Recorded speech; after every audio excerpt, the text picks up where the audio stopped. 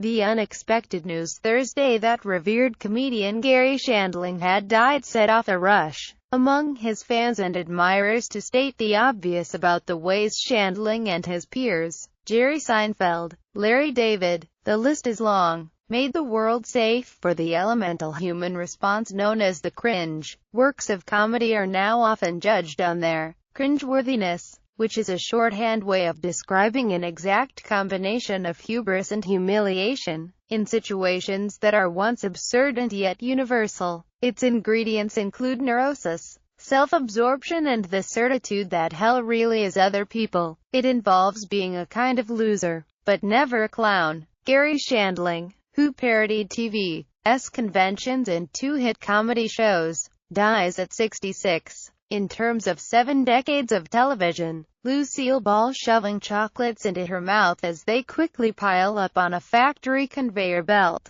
ISNT cringeworthy. It's mainly slapstick. To be cringeworthy, to be part of modern comedy in a post-Shandling context, Lucy would need to suffer a less obvious and more human experience on her way home from the factory. A fender-bender with a professional nemesis or frenemy, a butt dial to an embarrassing ex-lover, or, let's just say it, in 2016 Lucy would have to accidentally defecate in her pants through some preventable fault of her own, because that's universally cringeworthy and that's what happens, all the time, in Judd Apatow's world or Amy Schumer's, or Kristen Wiig's, Seth Rogen, and all the rest. They all owe Garry Shandling, in particular, Curb Your Enthusiasm, The Comeback, The Office, 30 Rock, Veep,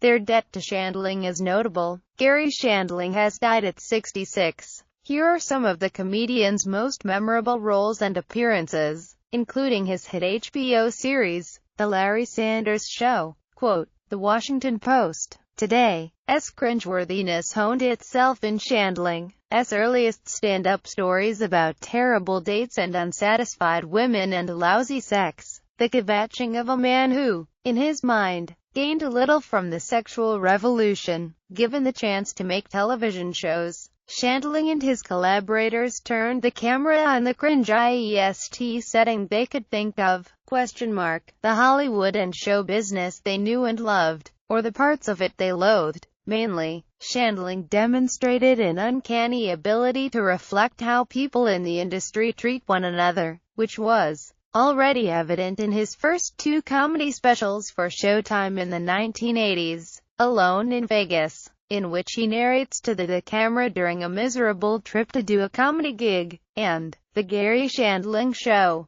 25th Anniversary Special, a celebratory retrospective for a talk show that